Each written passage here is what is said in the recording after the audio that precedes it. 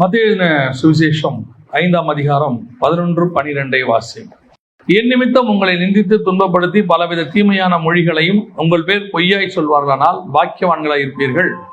சந்தோஷப்பட்டு களி கூறுங்கள், பரலோகத்திலே உங்கள் பலன் மிகுதியாயிருக்கும். உங்களுக்கு முன்னிருந்த தீர்க்கதரிசிகளையும் அப்படியே துன்பப்படுத்தினார்களே. கண்களை மூடுவோம்.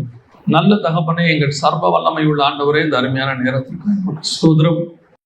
நாங்கள் கூடி வருவதற்கு நீர் பாராட்டி இருக்கிற தயவுக்காய் நன்றி. உங்களுடைய சமூகத்தில் வந்து உட்காரவும், ஆராதிக்கவும், மகிமைப்படுத்தவும், கனப்படுத்தவும், சாட்சிகளை கேட்கவும் நீர் தந்த தயவுக்காக நன்றி. இப்பொழுதும் ஆண்டவரே, நீர் எங்களோடு கூட இடைபெற போகிறதான ஒரு நேரம், உடைய வார்த்தையை அனுப்பி தேவனாகிய கர்த்தர் எங்களோடு கூட பேசுவீராக, இடைபடுவீராக. தேவ ஆவியானவர் நீர் வந்திருக்கிற ஒவ்வொருத்தரோடும் பேசுவீராக.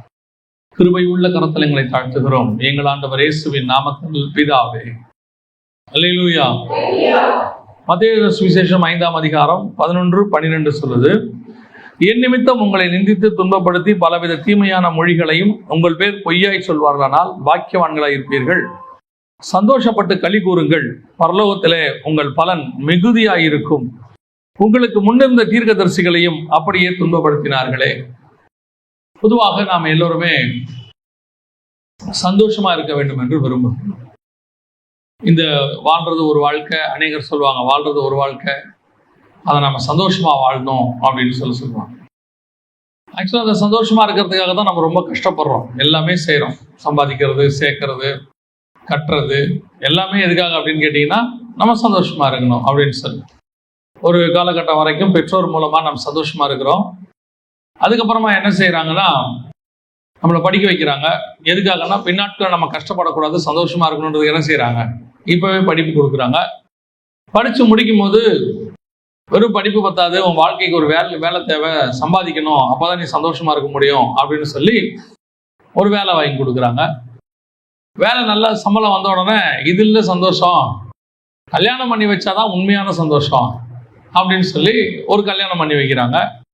நமக்கு சந்தோஷமா இருக்கிறோமா இல்லையாங்கிறது அப்புறம் வேற விஷயம். கல்யாணம் பண்ண பிறகு அப்புறம் கல்யாணம் பண்ணி வைக்கிறாங்க. கல்யாணம் பண்ண உடனே கல்யாணம் பண்றது ஒரு பெரிய சந்தோஷம் இல்லை, ஒரு குழந்தை பிறந்தாதான் அந்த குடும்பத்தில் ஒரு சந்தோஷம். இல்லைன்னா பாவம் அவங்க 2 பேருன்றுவாங்க. அந்த 2 பேரும் கல்யாணம் பண்ணவங்களுக்கு குழந்தை இல்லாட்டி என்ன சொல்லிடுவாங்க, பாவம் அவங்களுக்கு குழந்தையே இல்லை, என்ன போங்க ஒரு சந்தோஷமே இல்லை அந்த குடும்பத்துல அப்படிம்பாங்க. அப்ப சந்தோஷங்கிறது எதுன்னு இருக்குது, அடுத்து குழந்தை பிறக்கிறதுல இருக்குது. அப்ப குழந்தை பிறந்த பிறகு என்ன சந்தோஷம் அப்படின்னு கேட்டீங்கன்னு சொன்னா, திருப்பி அதே பழைய ரொட்டீன். இந்த பிள்ளையை வளர்த்து அதுக்கு ஒரு படிப்பு கொடுத்து அதுக்கு ஒரு கல்யாணம் பண்ணி அதுக்கு ஒரு குழந்தை பிறந்தா அதுக்கு ஒரு சந்தோஷம், பேர பிள்ளையை பார்க்கறதுல. இப்படி இந்த சந்தோஷம் ரவுண்ட் அடிச்சுக்கிட்டே இருக்குது. ஆக்சுவலா உண்மையான சந்தோஷம் அப்படிங்கிறது எதுல தான் இருக்கு, எப்படிதான் போகுது அப்படின்னா, ஒவ்வொரு காலகட்டத்திலும் இந்த சந்தோஷம் மாறுகிறது. இதுக்கு நடுவுல ரட்சிக்கப்படாம இருந்தா டிவி பார்க்கறதுல ஒரு சந்தோஷம், கிரிக்கெட் பார்க்கறதுல ஒரு சந்தோஷம், சினிமா பார்க்கறதுல ஒரு சந்தோஷம். ரட்சிக்கப்பட்டுட்டோம் அப்படின்னு கேட்டீங்கன்னா சர்ச்சுக்கு வர்றதுல ஒரு சந்தோஷம், பண்டிகை கொண்டாடுறதுல ஒரு சந்தோஷம், அப்புறம் ட்ரெஸ் வாங்குறதுல ஒரு சந்தோஷம். இப்படி இந்த சந்தோஷமானது அப்படி பார்த்தா பிரிஞ்சு இருக்குது. யாருக்கு எது சந்தோஷம் அப்படிங்கிறது, இந்த குழந்தைகளுக்கு வேற சந்தோஷம் இருக்குது, பெரியவங்களுக்கு வேற சந்தோஷம் இருக்குது, குடிக்கிறவங்களுக்கு ஒரு சந்தோஷம் இருக்குது. அப்படி எல்லாரும் வச்சிருக்காங்க, ஒரு சந்தோஷத்தை வச்சிருக்கிறாங்க. ஆனால் இங்கே உண்மையான சந்தோஷம் எது, மெய்யான சந்தோஷம் எது? நாம் அத்தனை பேருமே இந்த சந்தோஷத்துக்கு தான் இயங்குறோம். அப்பப்போ வருது, அப்பப்போ போகுது, டெம்பரவரி. இங்க இருக்கிற எல்லாமே டெம்பரவரி, எதுவுமே பர்மனன்ட் கிடையாது. இந்த பூமியில நீங்க பார்க்குற எல்லாம் டெம்பரவரி, சந்தோஷமும் டெம்பரவரி. உண்மையான சந்தோஷம் எது, மெய்யான சந்தோஷம் எது அப்படின்னு பார்த்தா, இயேசு ஒரு சந்தோஷத்தை வித்தியாசமா சொல்றாரு. ஒரு சந்தோஷத்தை குறித்து சொல்லும் பொழுது வித்தியாசமா சொல்றாரு. என்ன சொல்றாருன்னா, என் நிமித்தம் உங்களை நிந்தித்து பலவித தீமையான மொழிகளை உங்கள் பேர் பொய்யாய் சொல்வார்களானால் என்னவாயிருப்பீர்கள், பாக்கியவான்களாய் இருப்பீர்கள். சந்தோஷப்பட்டு களி கூறுங்கள். இதுக்கு எதுக்கு நான் சந்தோஷப்படணும்? இப்படி யாராவது சொன்னா நான் சந்தோஷப்பட முடியுமா? என்னை பத்தி பொய்யான காரியம் சொன்னா சந்தோஷம்ன்றது விட்டுருங்க, என்னை பத்தி மெய்யா சொன்னாலே சந்தோஷப்பட முடியுமா? என்னை பத்தி ஒருத்தர் உண்மையை சொல்றாரு, உண்மையை பத்தி இன்னைக்கு பேசுறாங்கன்னு வச்சுக்கோங்க. இன்னைக்கு யூடியூப் எல்லாம் வந்துருச்சு. அப்ப அதை பேசுறாங்க, உண்மையா பேசுறாங்கன்னு வச்சுப்போம். உங்களால அதை பார்த்து சந்தோஷப்பட முடியுமா? என்னை பத்தி உண்மையை பேசிட்டாங்க, பரவாயில்ல, ரொம்ப சந்தோஷமாக இருக்கு, நான் எவ்வளவு பெரிய திருடங்கிறத அவங்க சொல்லிட்டாங்க, நான் எவ்வளவு பெரிய ஆளு, எவ்வளவு மோசமானவங்கிறத அவங்க சொல்லிட்டாங்க, சந்தோஷப்படுவீங்களா? சந்தோஷம் வராது. இப்ப இயேசு என்ன சொல்றாரு, உங்களை பற்றி என் நிமித்தம் பொய்யாய் சொல்வார்களானால், இயேசுவின் நிமித்தம் பொய்யாய் சொல்வார்களானால் நீங்கள் என்னவாயிருங்கள், சந்தோஷப்பட்டு களி கூறுங்கள். அதுல ஒரு வார்த்தை சொல்றாரு, உங்களை நிந்தித்து துன்பப்படுத்தி. இதுக்கு பின்னாடி ஒரு சந்தோஷம் இருக்கு. இதுல ஒரு பிராக்டிக்கலான விஷயத்தை நான் உங்களுக்கு சொல்றேன். இந்த பூமியிலே கிறிஸ்துவின் நிமித்தம் படக்கூடிய சந்தோஷம், மற்ற சந்தோஷம்லாம் இருக்கு, நான் இல்லைன்னு சொல்லல. அது அவ்வப்போது வரும் போகும், நீங்கள் அனுபவிக்கிறீர்கள். அந்தந்த காலகட்டத்தில் அதை ஆண்டவர் கொடுக்கிறாரு, போகுது, அது வேற விஷயம். இதெல்லாம் தாண்டி ரட்சிப்பின் சந்தோஷம்னு ஒண்ணு இருக்குது. 51ஆம் சங்கீதத்துல தாவீது சொல்றாரு, அது உங்களுடைய ரட்சணிய சந்தோஷத்தை என்னை விட்டு எடுக்காமலும் அப்படிங்கிறாரு. அது ரட்சிக்கப்பட்ட உடனே நம்ம ஆத்மாக்குள்ள வரக்கூடியதான ஒரு சந்தோஷம், அதெல்லாம் இருக்கு, இல்லைன்னு சொல்லல.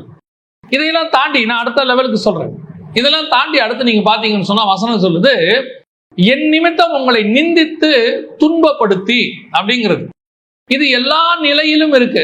நீங்க இயேசுவை ஏற்றுக்கொண்டீங்கன்னா, ஏற்றுக்கொண்ட புதுசுல உங்க வீட்டில் உங்களுக்கு ஒரு துன்பம் உண்டு, ஒரு நிந்தனை உண்டு. ஈவந்தோ நான் சொல்றது, நீங்க கிறிஸ்தவ குடும்பமா இருந்து ரட்சிக்கப்பட்டீங்கன்னா, ரட்சிக்கப்படாத கிறிஸ்தவ குடும்பத்துல இருந்து ரட்சிக்கப்பட்டாலே உங்களுக்கு ஒரு துன்பம் உண்டு. அப்ப யோசிச்சு பாருங்க, ரட்சிக்கப்படாத குடும்பத்தில இருந்து மற்ற மதத்தில இருந்து நீங்க ரட்சிக்கப்பட்டு வரும்போது எவ்வளவு இருக்கும் துன்பம். கிறிஸ்தவர்கள்னு பேர் கிறிஸ்தவர்கள் சொல்ற இடத்துல இருந்து நீங்க ரட்சிக்கப்பட்டு வரும்போது உங்களுக்கு பல துன்பம் இருக்கு, நிந்தனை இருக்குது. அப்படி இருக்கும்போது நீங்க ஒருவேளை இயேசுவை அறியாத மார்க்கத்தில இருந்து வரும்போது அங்கிருந்து வந்து அவங்களுக்கு எவ்வளவு துன்பம் இருக்கும். இதெல்லாம் கிறிஸ்துவின் நிமித்தம் வரக்கூடிய நிந்தை, துன்பம். ஆண்டவர் சொல்றாரு, இது நிமித்தம் நீங்கள் என்ன செய்யுங்கள், சந்தோஷப்பட்டு களி கூறுங்கள். எப்படிங்க சந்தோஷப்பட்டு நான் களி கூறுறது? நான் தான் உபத்திரவத்துக்கு நடுவில் போறேனே. பல நேரங்களில் எங்களுக்கு போன்கள் வரும், சிலர் கேட்பாங்க, இன்னும் என் கணவர் ரட்சிக்கப்படல, என் வீட்டார் ரட்சிக்கப்படல. சில நேரத்தில் சொல்லுவாங்க, என் குடும்பத்தில் யாருமே ரட்சிக்கப்படல, சகோதரி ஒரு பெண் மட்டும் ரட்சிக்கப்பட்டிருப்பாங்க. அதெல்லாம் இருக்கிறதுலே கடினமான சிச்சுவேஷன். நம்ம ஈஸியா சொல்லிடலாம், ஆலோசனை கூட கொடுத்துடலாம். ஆனா ஆலோசனை சொல்லும் போதே எனக்கு மனசுல கொஞ்சம் கஷ்டம் இருக்கும். எப்படித்தான் இவங்கெல்லாம் சமாளிக்கிறாங்களோ. ஒரு வீட்டுல அப்படியே அவர்கள் தேவனை அறியாத வேறொரு மதத்தை சார்ந்தவர்கள், ரொம்ப ஆர்த்தடாக்ஸ் அவங்க. அதுக்கு நடுவுல இந்த ஒரு பெண் மாத்திரம் ரட்சிக்கப்பட்டாங்க. இவங்க வீட்டுக்குள்ள இருக்கிறது எவ்வளவு கடினம் தெரியுங்களா? அதாவது இவங்க பைபிள் வாசிக்க முடியாது, ஜெபம் பண்ண முடியாது, எதுவுமே செய்ய முடியாது. அவங்க வாசிக்கிற மெத்தடு அதெல்லாம் பார்த்தீங்கன்னா வித்தியாசமா இருக்கும். போய் குளிக்க போகும்போது பாத்ரூம்ல நின்று பைபிள் வாசிக்கிறது, அதுவும் பைபிளை கொண்டு போக முடியாது, பேப்பரை கிழிச்சு கொண்டு போவாங்களாம், பைபிள் பேப்பரை கிழிச்சு கொண்டு போவாங்களாம், வாசிச்சுட்டு தூக்கி போட்டுருவாங்களாம். சில நேரத்தில் அது ஒரு சகோதரி சொன்னாங்க, கசக்கி முழுங்கிடுவாங்களாம், ஏன்னா தூக்கி போறதுக்கு மனசு வராதான். அப்படி அவங்க ஒரு சகோதரி சொன்னாங்க, எங்க வீட்டுல யாருமே கண்டுபிடிக்க முடியாத இடத்துல நான் பைபிளை மறைச்சு வச்சிருக்கிறேன் அப்படிமா. இதுக்கு நடுவுல ஒரு வேளை அவர்கள் இயேசுவை ஏற்றுக்கொண்டார்கள்னு தெரிஞ்சிருச்சுன்னு வச்சுக்கோங்க, அது அதை விட பாடு. அதுக்கப்புறம் சிசிடிவி கேமராவே வேணாம், வீட்டில் இருக்கிற எல்லா கண்ணும் அவங்கள தான் பார்த்துக்கிட்டு இருக்கோம். என்ன போன் பார்த்தா கூட என்ன பார்க்குற, யார்கிட்ட பேசினா யார்கிட்ட பேசுற, கொஞ்சம் வெளியே போனா போதும் எங்க போற, அப்படி பயங்கர ஸ்ட்ரிக்ட் ஆயிரும். ஆண்களுக்கே இது கஷ்டம், பெண்கள் நிலைமை நினைச்சு பாருங்க. அப்ப இயேசு சொல்றாரு, இது நிமித்தம் நீங்கள் சந்தோஷப்படுங்கள். அது எப்படிங்க சந்தோஷப்படுறது? இவ்வளவு கஷ்டத்தை நான் அனுபவிச்சுட்டு இருக்கிறேன், இவ்வளவு கஷ்டத்துக்கு நடுவுல நான் கடந்து போய் கொண்டிருக்கிறேன். அப்படி இருக்கும்போது நான் சந்தோஷப்பட்டு களி கூற முடியுமா அப்படின்னு கேட்டீங்கன்னா, இங்கேயும் சந்தோஷப்பட முடியும். வசனம் சொல்லுது, பரலோகத்தில் உங்கள் பலன் மிகுதியாக இருக்கும், அங்கேயும் சந்தோஷப்பட முடியும். அதை பத்தி நம்ம பின்னாடி பார்க்கலாம். இங்க நான் எப்படி சந்தோஷப்படுறது, இங்க நான் சந்தோஷப்படுறதுக்கு எப்படி அது வாய்ப்பு, இவ்வளோ பிரச்சனைக்கு நடுவில் என்னால் சந்தோஷமா இருக்க முடியுமா அப்படின்னும் போது, நான் வசனத்தை படிச்சுக்கிட்டே வரும்போது நம்ம ஆண்டவர்கிட்ட மட்டும் ஒரு ஸ்பெஷாலிட்டி உண்டு. எது ஒண்ணுமே பேச்சுக்கு சொல்ல மாட்டாரு, அத்தனைக்கும் பிராக்டிக்கல் இருக்கும். இந்த பைபிள்ல செய்ய முடியாத ஒரு விஷயத்தை அவர் சொல்லவே மாட்டார். நம்மளால செய்ய முடிஞ்சதை மட்டும்தான் சொல்லுவார், செய்ய முடியாத எதையுமே சொல்ல மாட்டார். அதாவது நல்ல தேவ மனுஷனா இருந்து நல்ல தேவ ஊழியமா இருந்துச்சுன்னா நீங்கள் உபத்திரவம் இல்லாமல் மேல வரவே முடியாது. ஏன்னா வசனம் உங்களுக்கு உபத்திரவம் உண்டுன்னு தான் சொல்லியிருக்கேன் ஒழிய உபத்திரவம் இல்லைன்னு சொல்லல. எந்த இடத்துலயாவது ஆண்டவர் உபத்திரவம் இல்லைன்னு சொல்றாரா? எல்லா இடத்துலும் உபத்திரவம் உண்டுன்னு தான் சொல்றாரு. அப்படின்னா இந்த உபத்திரவத்துக்கு நடுவுல ஒரு சந்தோஷத்தை கர்த்தர் கட்டளை இடுகிறார். அந்த சந்தோஷத்தை அனுபவிக்க தெரிஞ்சுக்கணும். இப்ப பாருங்க, ஸ்வீட் சாப்பிட்றது எப்படி இருக்கும்? சந்தோஷமா இருக்குமா இருக்காதா? இருக்கும்ல. சுகர் உள்ளவர் ஸ்வீட் சாப்பிடும்போது அவருக்கு எப்படி இருக்கும்? அவருக்கு ஸ்வீட் சாப்பிடணும்னு ஆசை இருக்கும். ஆனா உள்ளுக்குள்ள என்ன இருக்கும்? எங்க சுகர் எகிடுமோ, நிறைய சாப்பிடலாமா ஆசை இருக்கும். வேணாம், கொஞ்சமா எடுத்துக்கிறேன், சாப்பிடாம இருக்க முடியாது. ஆனா இதே நேரத்துல பாவக்காய் சாப்பிடும்போது எப்படி இருக்கும்? ஆனா நல்லா பாவக்காவை பத்தி தெரிஞ்சவங்க எப்படி சாப்பிடுவாங்க? இல்ல ஒரு சுகர் உள்ளவங்களே பாவக்காய் எப்படி சாப்பிடுவாங்க? சந்தோஷமா சாப்பிடுவாங்க. அதுக்கு நடுவில் அவங்களுக்கு ஒரு சந்தோஷம் இருக்கும். என்னன்னா, இது சுகருக்கு நல்லது, உடம்புக்கு நல்லது, இதை சாப்பிட்டா வயிற்றுல இருக்கிற பூச்செல்லாம் செத்துரும். ஆனா சாப்பிடும் போது கொஞ்சம் எப்படி இருக்கும்? கசப்பா தான் இருக்கும். ஆனா கன்ஃபார்மா இது உடம்புக்கு நல்லது அப்படின்னு சொல்லி அந்த கசப்புலையும் அவர்கள் என்ன செய்கிறார்கள்? ஒரு சந்தோஷத்தை பார்க்கிறார்கள், அதை உணர்கிறார்கள். அதே மாதிரிதான் நம்ம வாழ்க்கையில பல நேரங்களில உபத்திரவத்துக்கு நடுவிலே கடந்து போகிறோம். உபத்திரவம் வாழ்க்கையில நியமிக்கப்பட்ட ஒரு பார்ட். உபத்திரவமே இல்ல, உபத்திரவம் ஒரு பார்ட். ஒரு சூழ்நிலையில் அது வரும்.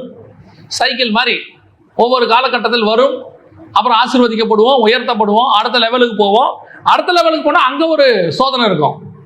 இப்ப இயேசுக்கே பாருங்க, கீழே ஒரு சோதனை, உப்பரிக்கையின் மேல ஒரு சோதனை, மலைக்கு மேல ஒரு சோதனை. கீழே சோதிச்சாச்சு, இயேசு ஜெயிச்சிட்டாரு, அதோட விட்டுட்டு போயிட்டானா? இல்ல, மலைக்கு மேல இயேசு போயிட்டாரு. இப்பவும் சோதனை, சோதனையில இயேசு ஜெயிச்சிட்டாரு. பிசாசு என்னவாயிட்டான்? பிசாசு எங்க போயிட்டான்? இயேசு விட்டுட்டு போயிட்டானா? வசனம் சொல்லுது, சில காலம் விலகி இருந்தான், கொஞ்ச நாள் தான், திருப்பி வருவான். அதுதான் ப்ரொசீஜர். அப்படிதான் இருக்கு பைபிள்ல. அப்ப நமக்கு இந்த உபத்திரம் வரும்போதெல்லாம் அதுக்கு நடுவில் ஒரு சந்தோஷம் உண்டு. அந்த சந்தோஷத்தை நாம் எப்படி உணர்கிறோம், அதை எப்படி அனுபவிக்கிறோங்கிறதா முக்கியம். இயேசு சொல்றாரு, உங்களை நிந்தித்து துன்பப்படுத்துவார்கள், நீங்கள் சந்தோஷப்பட்டு களி கூறுங்கள். அப்ப இந்த நான் ஏற்கனவே சொன்ன மாதிரி இது பிராக்டிக்கல். இயேசு சொன்ன எல்லாத்துக்கும் பின்னாடியும் ஒரு பிராக்டிக்கலான விஷயத்தை சொல்லி வச்சிருக்கிறார். ஏதோ நம்ம செய்ய முடியாத விஷயத்தை ஆண்டவர் பேசிட்டு போல சிலர் சொல்லிடுவாங்க, செய்ய முடியாது. ஆனா இயேசு சொன்ன அத்தனை விஷயமும், இந்த பைபிள்ல இருக்கிற அத்தனை விஷயமும் செய்யக்கூடியது, செய்ய முடியாததே கிடையாது. இப்ப நீங்க கவனிங்க, இந்த அப்போஸ்தலர்கள், அதாவது இயேசு கிறிஸ்துவுக்கு அப்புறம் அப்போஸ்தலர்கள் ஊழியத்தை தொடங்குகிறார். ஊழியத்தை தொடங்கும் போது அவர்கள் உபத்திரவத்துக்கு நடுவுல தான் அதை செய்யறாங்க. இயேசு கிறிஸ்துவுக்கு அப்புறம் பூமியில உபத்திரவமே கிடையாது. இயேசு எல்லாவற்றையும் சுமந்து தீர்த்து விட்டார், நாம் உபத்திரவப்பட வேண்டியது அவசியம் இல்லை அப்படின்னு சொன்னா, இயேசுக்கு அப்புறம் ஏன் இவ்வளவு அப்போஸ்தலர்கள் உபத்திரவப்பட்டு சபையை ஸ்தாபிக்கணும்? இல்லையா? அப்ப என்ன இருக்குது? கண்டிப்பா உபத்திரவம் இருக்கு. ஆனால் அந்த உபத்திரவத்துக்கு நடுவுல அவர்கள் எப்படி சந்தோஷமாக இருந்தாங்க? இப்ப இயேசு சொன்னார்ல, உங்களை நிந்தித்து துன்பப்படுத்துவார்கள், நீங்களும் சந்தோஷப்பட்டு களி கூறுங்கள். எப்படி இருந்தாங்க? அதை தான் நாம இப்ப பார்க்க போறோம். வாசிங்க, அப்போஸ்தலர் நடபடிகள் 5ஆம் அதிகாரம் 41வது வசனத்தை வாசிங்க. அவருடைய நாமத்துக்காக தாங்கள் அவமானப்படுவதற்கு பாத்திரராக எண்ணப்பட்டபடியினால், நல்லா கவனிங்க, எப்படி புறப்பட்டு போனாங்க? சந்தோஷமாய் புறப்பட்டு போனாங்க. அந்த 5ஆம் அதிகாரத்துல நடக்கிற சம்பவத்தை கவனிச்சு பாருங்க. அப்போஸ்தலர்களை கூப்பிட்டு ஜெயில வச்சுட்டு மறுநாள் கூப்பிட்டு பாக்குறாங்க. பார்த்தா அவங்க மேல ஒரு குற்றம் இல்லை. உங்க வசனம் சொல்லுது, கமாலியல் சொல்லிட்டாப்ல, தேவனால் உண்டாயிருந்ததனால் அதை ஒழித்து விட உங்களால் கூடாது, தேவனோடு போர் செய்கிறவர்களாய் காணப்படாதபடிக்கு பாருங்கள் என்று 39ஆம் வசனம் சொன்னார். அப்பொழுது அவர்கள் அவனுடைய யோசனைக்கு உட்பட்டு அப்போஸ்தலரை வரவழைத்து அடித்து இயேசுவின் நாமத்தை குறித்து பேசக்கூடாது கட்டளையிட்டு அவர்களை விடுதலை ஆக்கினார்கள். அவங்க மேல ஒரு தப்பும் இல்லை, அவங்கள ஒன்றும் பண்ணவும் முடியாது. இப்ப தெரிஞ்சு போச்சு. தெரிஞ்சு போன உடனே இப்ப என்ன பண்றாங்க? சும்மா விடுதலை ஆக்கணும், சும்மா ஆக்காம என்ன பண்றாங்க? 2 அடி அடிச்சு விடுதலை ஆக்குறாங்க. போலீஸ்காரங்க சங்கத்துல சொல்லுவாங்க, பார்த்துருக்கீங்களா? அப்படியே கும்பலா இருந்தா எதுக்கு அடிக்கிறாங்கல்ல, ஒரு லத்திய ஓக்கி ஒரு அடி அடிப்பாங்க, கும்பல் கலைஞ்சிரும். அப்ப அடி வாங்குறவர் என்ன தப்பு பண்ணாரா? அல்ல, அங்க கும்பல் கூட கூடாது, சும்மா 2 தட்டு தட்டுனா சரியா போயிடும்பாங்க. அந்த மாதிரி அப்போஸ்தலரை கூப்பிட்டு 2 அடி அடிச்சு, ஒரு தப்பும் இல்லை, அவங்க மேல குற்றம் இல்லை, எதுவும் இல்லை. கமாலியல் சொல்லிட்டாப்புல, ரிலீஸ் பண்ணி விடுங்க அப்படின்னு. ரிலீஸ் பண்ணும்போது சும்மா ரிலீஸ் பண்ணல, என்ன பண்றாங்க? 2 தட்டு தட்டி அனுப்பி ரிலீஸ் பண்றாங்க. இப்ப நம்மளா தான் என்ன பண்ணுவோம்? இப்ப எதுக்கு என்ன அடிச்சிங்க? நான் என்ன தப்பு பண்ணேன்? எதுக்காக என்ன அடிச்சிங்க அப்படின்னு கேட்போம். சில நேரங்கள்ல நம்ம ரோட்ல போயிட்டே இருப்போம், ஆட்டோக்காரர் அவர் தப்பா வருவாரு, வந்துட்டு நம்மள ஒரு திட்டிட்டு போவாரு, பார்த்து போக மாட்டியா அப்படின்பாரு. அப்படி சொன்னா கூட பரவாயில்ல, கூட 2 வார்த்தையெல்லாம் சேர்த்து திட்டுவார். இப்ப நாம நார்மல் பர்சன் நம்மளா இருந்தா டக்குன்னு இறங்கிடுவோம் கீழே. இப்ப எதுக்கு இந்த வார்த்தை பேசினேன், இப்ப நீ எதுக்கு திட்ட என்ன அப்படின்னு சொல்லி இறங்குவோம். அந்த நேரத்துல ஒன்னும் பேசாம அப்படியே அமைதியா போறோம் அப்படின்னா முடியுமா? அப்ப நம்ம வீட்டுல புலம்புவோம், நான் சும்மா தான் போயிருந்தேன், ஒரு ஆள் என்னை திட்டான், நான் ரட்சிக்கப்பட்டோம், ஒன்னும் பேச முடியல, அவன் கெட்ட வார்த்தை பேசுறான், நானே பழைய ஆளா இருந்தா இந்நேரம் போட்டு சாத்தியிருப்பேன். இதெல்லாம் நம்ம வீட்டுல புலம்புறது. வீட்டுல சொல்லுவோம், ஏசுநாதர் நம்மளை அமைதி ஆக்கிட்டாரு, எவ்வளவோ மாத்திட்டாரு. அதாவது உள்ளான மனுஷன் இன்னும் ஒளிந்து கொண்டான், மறைஞ்சிருக்கிறான் எங்கேயோ, போது எட்டி பார்ப்பான். சோ இப்ப அவன் திட்டிட்டு போயிட்டான், நமக்கு மனசு கேட்கல வாத. அந்த மாதிரிதான் அப்போஸ்தலரை அடிச்சு அனுப்புறாங்க. ஆனா அவர்கள் அதை எப்படி எடுத்துக்கொண்டார்கள் அப்படின்னா வசனம் சொல்லுது, அவருடைய நாமத்துக்காக தாங்கள் அவமானப்படுவதற்கு பாத்திரராய் எண்ணப்பட்டபடியினால். ஊழியத்துக்காக என்ன தெரிஞ்சுக்கிட்டாருன்றது ஒரு சந்தோஷம், ரட்சிக்கப்பட்டு என்ன கர்த்தர் அவருடைய பிள்ளையா தெரிஞ்சுக்கிட்டாருங்கிறது ஒரு சந்தோஷம், ஊழியத்துல ஆண்டவர் எனக்கு விசேஷத்தை கிஃப்ட் கொடுத்திருக்கிறாரு அது ஒரு சந்தோஷம். இதெல்லாம் தெரிந்து கொள்ளுதல், எனக்கு ஒரு வேலை கிடைச்சிருச்சு சந்தோஷம், நல்ல மாப்பிள்ளை பொண்ணு கிடைச்சிருச்சு ஒரு சந்தோஷம், இதெல்லாம் ஒரு சந்தோஷம். ஆனா இவங்க எதுக்காக எந்த செலக்ஷனுக்கு சந்தோஷப்பட்டாங்களா தெரியுமா? கர்த்தருக்காக அவமானப்படுவதற்கு பரலோகம் நம்மள என்ன பண்ணிருக்குது, செலக்ட் பண்ணி இருக்குதாம். அப்படின்னா என்ன அர்த்தம்? எல்லாருமே அவமானப்பட முடியாது, அந்த தகுதி ஆண்டவர் யாருக்கும் கொடுக்கல. எல்லாரும் அவமானப்படுறதுக்கு ஆண்டவர் தகுதி கொடுக்கல. அவமானப்படுறதுக்கு கூட ஒரு குவாலிஃபிகேஷன் வேணும், அவமானப்படுறதுக்கு ஒரு எலிஜிபிலிட்டி வேணும். அவங்க சொல்றாங்க, நாங்க அவமானப்படுறதுக்கு பரலோகம் எங்களை தெரிந்து கொண்டது. ஏன் உங்களுக்கு உபத்திரவம் தெரியுமா? ஏன் நீங்கள் அவமானப்படுகிறீர்கள் தெரியுமா?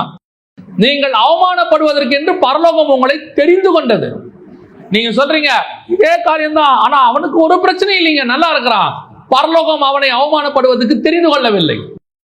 புகழ்ச்சி அடைவதற்கு மட்டும்தான் தெரிந்து கொள்ளப்படுதல் நீங்க நினைக்காதீங்க, அவமானப்படுவதற்கும் தெரிந்து கொள்ளப்படுதல் உண்டு. எல்லாரும் சிலுவையில் அறையப்பட தெரிந்து கொள்ளப்படவில்லை, இயேசு கிறிஸ்து தான் சிலுவையில் அறையப்பட தெரிந்து கொள்ளப்பட்டார்.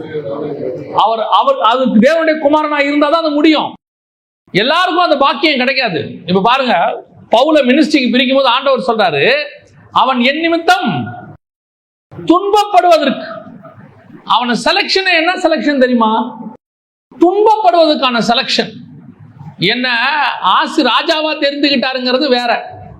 தாவீது சொல்றாரு, அவர் ராஜாவா கர்த்தர் தேர்ந்தெடுத்தார், இஸ்ரவேலுக்கு ராஜாவாக என்னை தேர்ந்தெடுத்தார், ஆடுகளுக்கு பின்னால் அலைந்து கொண்டிருந்த என்னை, அது ஓகே. ஆனா மோசே எதுக்கு தெரிஞ்சுக்கிட்டாரா தெரியுமா? பார்வோன் குமாரத்தின் மகனா இருந்தேன், ஆனா கர்த்தர் அங்கிருந்து என்ன எதுக்கு தெரிந்து கொண்டார்னா, தேவ ஜனங்களோடு கூட துன்பத்தை அனுபவிக்க தெரிந்துட்டார். அதுக்கு ஒரு செலக்ஷன் இருக்குது. நீ படுகிற பாடு, நீங்க படுற கஷ்டம், சிந்துற கண்ணீர் ஆண்டவர் பார்க்கறாரான்னு கேக்குறீங்களே, ஆண்டவர் பார்க்கல, ஆண்டவர் செலக்டே பண்ணி வச்சிருக்கிறாரு உங்களை. நீங்க தான் அதை கடந்து போக முடியும், உங்களால மட்டும்தான் அந்த வேதனையை தாங்க முடியும். உங்களை தவிர உன் குடும்பத்திலேயோ உன் சொந்தக்காரங்களோ வேற யாருக்கும் அந்த தகுதி இல்லைங்கிறார் ஆண்டவர். யோசிச்சு பாருங்க, எவ்வளவு பெரிய விஷயம். கர்த்தர் அவங்களை அப்படி செலக்ட் பண்றாராமா, அந்த உபத்திரவத்திற்கு என்று, பாடுகளுக்கு என்று. எல்லாராலையும் அது முடியாது, அத்தனை பேருக்கும் அது. இப்போ யோசிச்சு பாருங்களேன், நான் வாசிக்கும் போது எனக்கு ரொம்ப ஆச்சரியமா இருந்துச்சு. கோடான கோடி தூதர்கள் நிக்கிறாங்க பரலோகத்துல, கோடான கோடி தூதர்கள் நிக்கிறாங்க. நிக்கும் போது சாத்தானும் நிக்கிறான். அத்தனை பேருக்கு நடுவுல ஆண்டவர் அவனை பார்த்து ஒரு கேள்வி கேட்கிறாரு, உத்தமனும் சன்மார்க்கனும் நீதிமானும் யோபுவின் மேல் கண் வைத்தாயோ? கூப்பிடும் போது கேட்கிறாரு, என் தாசனாகிய யோபுவை கண் வைத்தாயோ? பாத்தியா, யோபுவை பாத்தியா? இப்ப யோபுவை கர்த்தர் எதுக்கு செலக்ட் பண்ணிருக்கிறாரு? உபத்திரவத்துக்கு செலக்ட் பண்ணிருக்கிறாரு.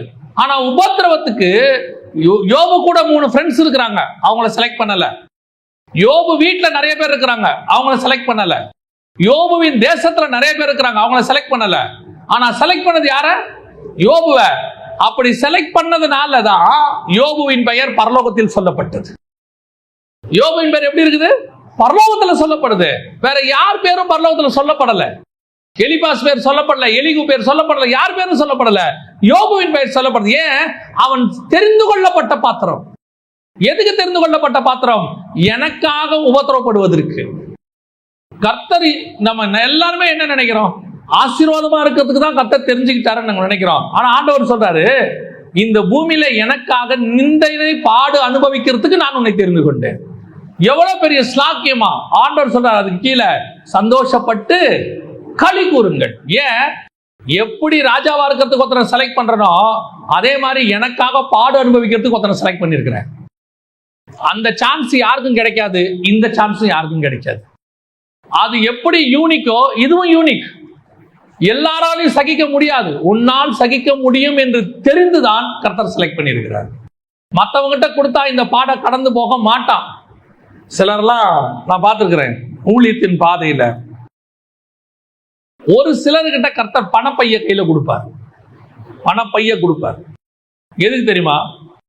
அவன் பணப்பையில வீக்கானவங்கிறதுக்காக இல்ல, அந்த பணப்பைய அவன் ஜெயிச்சிட்டானா அவனுக்கு கர்த்தர் மேலான ஆசீர்வாதத்தை வச்சிருக்கிறார்.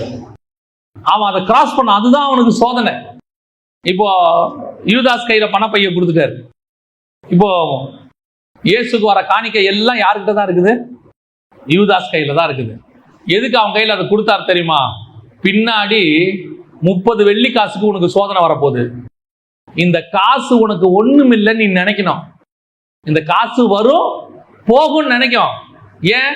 ஆஸ்திகளால் ஊழியம் பண்ணவங்க இருக்கிறாங்க. லூக்கா 8:1-2 யோவானாலும் சூசன்னாலும் இருக்கிறாங்க. தங்கள் ஆஸ்திகளால் ஊழியம் பண்ணினார்கள். அவ்வளவு பணம் வரும். அதே நேரத்தில் ஒரு நாள் மனுஷகுமாரனுக்கு தலை சாய்க்க இடம் கூட இருக்காது. நமக்கு டாக்ஸ் கட்ட பணம் கூட இருக்காது. ஒரு 5000 பேருக்கு சாப்பாடு வாங்க 200 பணம் இருக்காது. ஆனால் அதே நேரத்தில் நமக்கு பணம் ஆஸ்திகள் வந்து சேரும், காணிக்க வரும் போகும். இந்த பணம் நிரந்தரம் அல்ல, நீ தெரிஞ்சுக்கணும் யூதாஸ். அதுக்கு தான் பணப்பைய அவன் கையில் கொடுத்து வச்சாரு. ஏன்? இந்த பணப்பைய நீ பாரு, இது நிரந்தரம் இல்லைன்னு புரிஞ்சுக்கோ. ஏன் தெரியுமா? பின்னாடி உனக்கு இதுல ஒரு சோதனை வரப்போகுது. அந்த சோதனை வரும்போது தெரியணும், இந்த 30 வெள்ளி காசு ஒண்ணுமே இல்ல, இயேசு கிறிஸ்து தான் மேலானவர், அவர் விலையேற பெற்றவர். அந்த சோதனையை கடக்கிறதுக்கு கர்த்தர் அவனுக்கு முன்னாடியே சொல்லி கொடுக்கிறாரு. பல நேரங்களில கர்த்தர் உன்னை அனுமதிக்கிற காரியங்கள் எதுக்கு தெரியுமா? பின்னாடி வரக்கூடிய சோதனையை ஜெயிப்பதற்கு. You are selected for that. நீங்கள் கர்த்தர் உங்களை அதுக்கென்று தேர்ந்தெடுக்கிறார். நீங்க நினைக்கிறீங்க அப்பா இல்ல அம்மா இல்ல யாருமே இல்ல, நான் வந்து கஷ்டப்பட்டு குடும்பத்தை நடத்திட்டு இருக்கிறேன், எனக்கு மட்டும் ஏன்? ஏன்னா நீ சூசன். அப்பா இருந்து அம்மா இருந்து, அப்பா சம்பாரிச்சு போட்டு அம்மாவும் வேலைக்கு போய் சம்பாரிச்சு 2 பேரும் சேர்ந்து ஒரு பையனை வளர்க்குறாங்க. அது 1,00,000 பேர் அப்படி செய்வாங்க. ஆனா 1,00,000த்துல ஒருத்தருக்கு தான் உன்ன மாதிரி ஒரு வாழ்க்கை கிடைக்கும். யாரும் ஏங்க இந்த கஷ்டமான வாழ்க்கை எனக்கு தேவையா? நீ நினைக்கிற இது கஷ்டமான வாழ்க்கைன்னு, ஆனா இது உனக்கு செலக்ட் பண்ணி கொடுத்த வாழ்க்கை. எதுக்கு தெரியுமா? உன் பரலோகத்துல உன் பலன் மிகுதியாக இருப்பதற்கு. பரலோகத்துல உன் பலன் மிகுதியாக இருக்கும். பூமியிலையும் சந்தோஷப்பட்டு களி கூறுங்க. அப்போஸ்தலர்கள் என்ன செஞ்சாங்களா? ஆலோசனை சங்கத்தை விட்டு எப்படி போனாங்களா? சந்தோஷமாய் புறப்பட்டு போய். அவன் சொன்னா இயேசுவை பத்தி பேசக்கூடாதுன்னா அடுத்த வசனம் சொல்லுது, தினந்தோறும் தேவாலயங்களிலும் வீடுகளிலும் இடைவிடாமல் உபதேசம் பண்ணி இயேசுவே கிறிஸ்துவென்று பிரசங்கித்தார்கள். நான் சந்தோஷமா சொல்லுவேன் இயேசுதான் தேவன் என்று. ஏன்? என்ன கர்த்தர் அதுக்குன்னே செலக்ட் பண்ணி இருக்கிறார், அவமானப்படுறதுக்குன்னு செலக்ட் பண்ணி இருக்கிறார். எவ்வளவு பேர் இதை நீங்க நெகட்டிவா பார்க்காம இதே விஷயத்த பாசிட்டிவா பார்க்கணும். இந்த உபத்திரவத்துல நான் தான் சமாளிக்க முடியும், அதுக்கு தான் பரலோகம் என்ன செலக்ட் பண்ணி இருக்குது. இதை கடந்து போறதுக்கு என்னால முடியும் நம்பி பரலோகம் செலக்ட் பண்ணி இருக்குது. நம்ம என்ன சொல்றோம்? எனக்கு மட்டும் தாங்க இந்த பிரச்சனை, எல்லாரும் நல்லா இருக்கிறாங்க, நான் ஏன், எனக்கு மட்டும் ஏன் அப்படின்னு கேக்குறீங்களா? நீ மட்டும் தான் சூசன், நீ மட்டும் தான் செலக்ட் பண்ணப்பட்டவர். அப்படி செலக்ட் பண்ணவங்களுக்கு மட்டும்தான் அது நடக்கும். அதை நெகட்டிவா என்ன பாக்குறோம்? நான் வேதனைப்படுறேன். இல்ல இல்ல, பரலோகம் என்ன செலக்ட் பண்ணி இது கொடுத்துருக்குது. பாருங்க, டெண்டுல்கர் கிரிக்கெட் விளையாடுறாரு, சரியா, 100 அடிக்கிறாரு, உடனே கொண்டாந்து கோடி கணக்கில் கொட்டி கொடுக்குறாங்க, விளம்பரம் கூட்டு போறாங்க, ஊர் ஊரா கூட்டு போறாங்க. இப்போ அப்படியே ஒரு ராணுவ வீரன் உட்காந்து அப்படி பனிமலையிலிருந்து குளூர்ல உட்காந்து அந்த பார்த்துக்கிட்டே இருக்கிறான். அவன் என்ன நினைப்பான் தெரியுமா? அவர் கிரவுண்ட்ல விளையாடி 100 அடிச்சுட்டு எவ்வளோ பணம் வாங்கின்னு போறாரு, நான் இந்த குளூர்ல இங்கே உட்காந்துருக்கேன், மாசம் மாசம் சம்பளம் கொடுக்குறாங்க, ஒரு காலகட்டத்துக்கு அப்புறம் என்னை அமுச்சு விட்டுருவாங்க அப்படின்னு அவன் நினைச்சான்னா அவன் வேலையை அவன் நெகட்டிவா நினைக்கிறான்னு அர்த்தம். அவன் என்ன தெரியுமா நினைப்பாரான்? அவர் விளையாடி அவர் சம்பாரிச்சு அவர் குடும்பத்தை காப்பாற்ற போறாரு, நானும் இந்த நாட்டை காப்பாற்றுவதற்கென்று காஷ்மீர்ல உட்கார்ந்துருக்கிறேன். அவரால் இந்தியாவுக்கு பெருமை, என்னால இந்தியாவுக்கு பாதுகாப்பு. இன்னொரு டெண்டுல்கர் வர முடியும், ஆனா நான் கொடுக்கிற உயிரை இன்னொருத்தர் கொடுக்க முடியாது. இதுதான் அவன் பாசிட்டிவா பாக்குறது. உன்னை எண்ணி ஊழியத்துல கொண்டு வந்து அவமானப்படுற இடத்துல கர்த்தர் ஏன் வச்சிருக்கிறாரு? ஏன் உன்னை எண்ணி கேவலம் பேசுறான்? எல்லாரையும் பேசுறானா? எல்லாரையும் திட்டுறானா? எப்ப திட்டுவான் தெரியுமா? நீ அவமானப்பட பாத்திரராய் பரலோகம் என்னைக்கு நினைக்குதோ அன்னைக்கு உன்னை திட்ட தொடங்குவான். ஒருத்தர் உன்னை திட்ட தொடங்கும் போது நீங்க நினைச்சுக்கணும், ஒருத்தர் உங்களை உபத்திரவப்படுத்த நினைக்கும் போது நீங்க நினைச்சுக்கணும், ஓகே ரைட்டு, பரலோகம் நம்மளை என்ன பண்ணி வச்சிருக்குது? சூஸ் பண்ணி இருக்குது. கர்த்தர் என்னை வேறு விரித்திருக்கிறார். முதலாவது அவர்கள் எதற்கு சந்தோஷப்பட்டார்கள்? கர்த்தர் நிமித்தம் அவமானப்படுவதற்கு சந்தோஷப்பட்டார்கள், நிந்திக்கப்படுவதற்கு சந்தோஷப்பட்டார்கள். அதான் ஆண்டவர் சொல்றாரு, என் நிமித்தம் நீங்கள் நிந்தித்து துன்பப்படுத்தப்படுவீர்கள், சந்தோஷப்பட்டு களி கூறுங்கள். இரண்டாவது வாசிங்க, அப்போஸ்தலர் நடபடிகள் 13ஆம் அதிகாரம் 50 முதல் 52 வரைக்கும் வாசி. யூதர்கள் பக்தியும் கனமும் உள்ள ஸ்திரீகளையும் பட்டணத்து முதலாளிகளையும் எடுத்துவிட்டு பவுலையும் பர்னபாவையும் துன்பப்படுத்தும்படி செய்து தங்கள் எல்லைகளுக்கு புறம்பாக அவர்களை துரத்திவிட்டார்கள். இவர்கள் தங்கள் கால்களில் படிந்த தூசியை அவர்களுக்கு எதிராக உதறி போட்டு இக்கோனியா பட்டணத்துக்குப் போனார்கள். சீஷர்கள் சந்தோஷத்தினாலும் பரிசுத்தாவியினாலும் நிரப்பப்பட்டார்கள். இப்போ ரெண்டாவது பார்ட், முன்னாடி அடிச்சான் உதைச்சான் துன்புறுத்தினா அது ஒரு பார்ட். இப்போ ரெண்டாவது பார்ட் என்ன தெரியுமா? ஊருக்குள்ளேயே வாழ விட மாட்டேங்கிறான். அதுக்கு முன்னாடி உள்ள சம்பவங்கள்லாம் போய் பாருங்க. ஒரு கூட்டம் பவுல் மேல பொறாமையினால் நிறைந்து நல்ல பிரசங்கம் பண்றாரு பவுல். பிரசங்கம் பண்ண உடனே ஒரு பெரிய கூட்டம் வந்துருச்சு. 44ஆம் வசனம், அடுத்த ஓய்வு நாளிலே கொஞ்சம் குறைய பட்டணத்தார் அனைவரும் தேவ வசனத்தை கேட்கும்படி கூடி வந்தார்கள். யூதர்கள் ஜனக்கூட்டங்களை கண்டபோது பொறாமையினால் நிறைந்து, இப்படி ஒரு கூட்டம் இருக்குது. இது ரெண்டாவது பார்ட். கர்த்தர் உங்களை வல்லமையா எடுத்து பயன்படுத்தினா, கர்த்தர் உங்களை யூஸ் பண்ணா, அல்லது கர்த்தர் உங்க கூட இருந்தா, கர்த்தர் உங்க மூலமா மகிமைப்பட்டா, ஒரு பெரிய கூட்டம் உங்களை சுத்தி வருதுன்னு நினைச்சா ஒரு பெரிய கூட்டத்துக்கு பொறாம வரும். அந்த கூட்டத்துக்கு உங்களை பார்த்தா என்ன வரும்? ஒரு பொறாம ஒண்ணு வரும். என்னடா இவன் திடீர்னு இப்படி மேல வந்துட்டான், இவன் அழிஞ்சிருவான்னு பார்த்தோம் மேல வந்துட்டான், ஒளிஞ்சிருவான்னு பார்த்தோம் மேல வந்துட்டான், இவன் இல்லாம போயிடுவான்னு பார்த்தோம் மேல வந்துட்டான். இந்த பொறாமப்படுற கூட்டம் ஒண்ணு இருக்கு எனக்கு. ஆனா இந்த பொறாமப்படுற கூட்டத்தை பார்த்தோன்னே ஆரம்பத்துல எனக்கும் ரொம்ப கஷ்டமா இருக்கும். ஏதாவது சொல்லுவாங்க, பொறாமப்படுவாங்க. நான் நினைப்பேன், நம்ம வேலையை செய்யறோம், எதுக்காக நம்ம மேலே இவங்க பொறாமப்படுறாங்கன்னு. அப்புறமா தான் எனக்கு தெரிஞ்சிச்சு, அவன் பொறாமப்படுறதுல நமக்கு ஒரு சந்தோஷம் இருக்குது. என்ன சந்தோஷம் தெரியுமா? பொறாமை பட பட பட கர்த்தர் நம்மளை உயர்த்திக்கிட்டே போவார். முன்னாடி இருந்ததை விட கூட்டம் 2 மடங்கு ஆயிடும். முன்னாடி இருந்ததை விட கர்த்தர் உங்களை ஆசீர்வதிக்க தொடங்கிடுவார். இவன் வேணாம்பா, கர்த்தர் வேற டோரை திறந்துருவார். அங்க வசனம் சொல்லுது பாருங்க, 48ஆம் வசனம், புறஜாதியார் அதை கேட்டு சந்தோஷப்பட்டு கர்த்தருடைய வசனத்தை மகிமைப்படுத்தினார்கள். இது ரெண்டாவது. இப்போ ஒரு கூட்டம் போச்சு, இன்னொரு கூட்டம் வந்துருச்சு. யூதர்கள் விரட்டுறான், புறஜாதியார் ஏத்துக்கிறான். இந்த பக்கம் துரத்தி விடுறாங்க, அந்த பக்கம் ஏத்துக்கொள்றாங்க. கர்த்தர் ஒரு பக்கம் உனக்கு பக்கத்துல இருக்கக்கூடிய டோரை மனுஷன் அடைச்சானா, கர்த்தர் இன்னொரு பக்கத்துல உனக்கு என்ற ஒரு கதவை திறந்து வச்சிருப்பார். அதுதான் கர்த்தர் உங்களுக்கு எனக்கும் வைக்கிறது. பல நேரத்துல நம்ம இதை மறந்துடுறோம். என்ன நினைக்கிறோம்? என்ன விரட்டுறாங்க, ஊழியம் பண்ண விட மாட்டேங்கிறாங்க, என்ன சந்தோஷமா இருக்க விட மாட்டேங்கிறாங்க, என்ன நிம்மதியா வாழ விட மாட்டாங்க. நான் ஒன்றும் செய்யலையே, நான் நல்லா தானே இருக்கிறேன். எஸ், நம்ம கரெக்டா தான் இருக்கிறோம். இவங்களால கோலியாத்தை ஜெயிக்க முடியல. வந்து தாவீது ஜெயிச்சு கொடுத்துட்டான், கோலியாத்து செத்துட்டான். இப்ப நியாயமா தாவீதை பார்த்து என்ன செய்யணும்? எல்லாரும் பாராட்டணும். தாவீது, நாங்கெல்லாம் பயந்து ஒளிஞ்சிருந்தோம், நீ ஒரு ஆள் வந்து தைரியமா ஜெயிச்சுட்ட அப்படின்னு. ஆனா சவுலுக்கு தாவீதை பார்த்தா என்ன வருது? பொறாம வருது. ஏன் திடீர்னு பொறாம? என்னாலதான் முடியல, என்னால முடியாததை ஒருத்தன் செய்யறான். நீங்க பாருங்க, ஆபீஸ்ல எல்லாரும் ஏதாவது ஒரு மேனேஜரோ பெரியவளோ ஒரு வேலை சொல்லுவார், எல்லாரும் முடிச்சுக்கிட்டு இருப்பாங்க.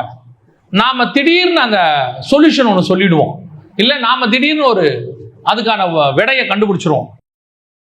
அவர் ஓகேப்பா அப்படின்னு 2 தட்டு கொடுத்துட்டு பாராட்டிட்டு போயிடுவார். டோட்டல் ஆபீஸே அகைன்ஸ்டா மாறிடும். ஏன்? உனக்கு மட்டும்தான் தெரியுமா? நீ மட்டும்தானா? நம்ம என்ன பண்ணோம்? கேட்ட கேள்விக்கு உங்க யாருக்கும் என்ன தெரியல, பதில் தெரியல. நாங்க என்ன பண்ணோம்? பதில் சொன்னோம். இதுல என்ன இருக்குது? ஏன் உங்களுக்கு பொறாம? அவனால முடியல, நம்ம செஞ்சிட்டோம், பொறாம வந்துருச்சு. ராஜாக்கு சொப்பனம் வருது, ராஜாக்கு சந்தேகம் வருது. இதையெல்லாம் உங்களால தீர்க்க முடியல, ஒருத்தன் தீர்க்கிறான். கர்த்தர் அவங்க கூட இருக்கிறாரு, தீர்த்து வைக்கிறாரு. இப்போ இவனுங்களுக்கு கோபம் யார் மேல வருது? தானியேல் மேல வருது. இவன் மட்டும் எல்லாத்துக்கும் பதில் சொல்லிட்டு இருக்கிறான்.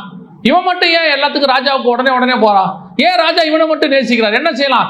எப்படியாவது இவனை தூக்கி சிங்க கபில போடுவோம். பொறாம. அப்படி ஒரு சிச்சுவேஷன் ஒன்று உங்க லைஃப்ல வரும். நீங்கள் நல்லது செய்யும் போது நீங்கள் தீங்கு அனுபவிக்க தொடங்குவீர்கள். நீங்கள் உண்மையா இருக்கும் போது கஷ்டப்பட தொடங்குவீர்கள். நீங்க நல்லது செஞ்ச உடனே உங்க மேல ஒரு குரூப் உங்களுக்கு அகைன்ஸ்டா மாறிடும். ஒண்ணு இல்லைங்க, இது ஊழியத்துல கூட இருக்குங்க.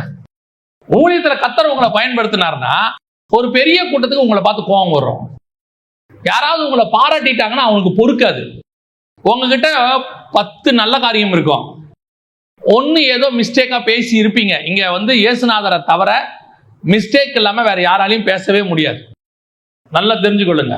ஊழியத்தின் பாதையில இயேசுநாதர் மட்டும்தான் பர்ஃபெக்டா பேசுறவர். மிச்சம் அத்தனை பேர்கிட்ட என்ன இருக்கும்? மிஸ்டேக்ஸ் இருக்க வாய்ப்பு இருக்குது. ஆனா என்ன பண்ணுவான் தெரியுமா? நீ செய்யற 10 நல்ல மெசேஜ் எடுக்க மாட்டான். நீங்க எங்கேயாவது வாய் தவறி ஒரு மிஸ்டேக் பண்ணிருப்பீங்க, அதை புடிச்சுப்பான்.